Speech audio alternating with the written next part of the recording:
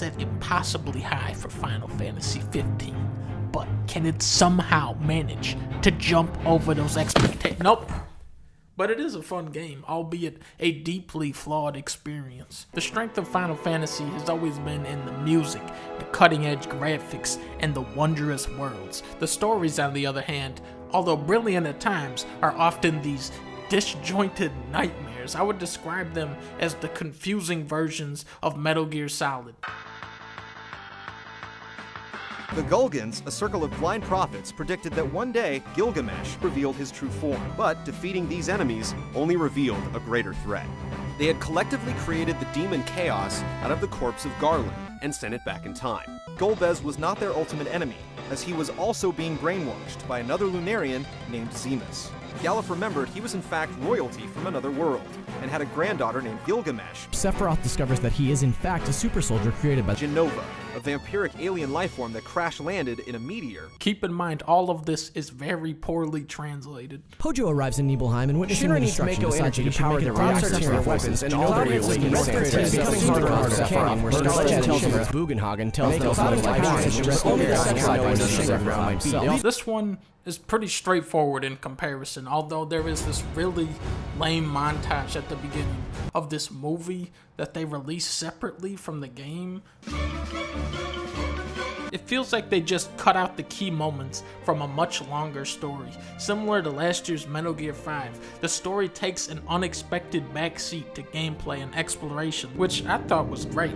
Cruising around in the Batmobile, listening to the soundtracks from the previous games, looking at all these gorgeous landscapes. You see something interesting, you hop out and you go check it out, you know? You see that big ass mountain over there? That's actually a big ass turtle. Final Fantasy is jam-packed with amazing creatures and monsters. You got these cactus guys. You got these big-ass rhinos. You got some big-ass Wongo looking at Bubber Ducky's grandpa, Gilgamesh, Hugarimbus, and of course, Chocobo. Every time you ride this Chocobo, it plays the classic Chocobo theme song, and you can drift. You can drift on a Chocobo. The biggest surprise is how likable the Backstreet Boys turned out to be.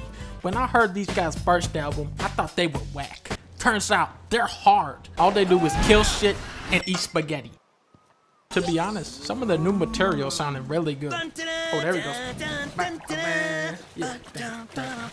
I like this one. Square's biggest breakthrough here is making these guys feel authentic. They talk and move more like people than RPG characters. They get annoyed with each other, they get hungry, they get tired, and get this. Sometimes they don't say anything. They just sit there in silence. Like real life. That's some next gen shit. The combat, it's very simple.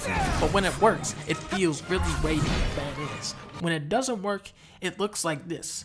I don't know what this is. I don't know what is happening here. I don't know. Then you have this weird issue where every time you talk to someone, there's this annoying delay.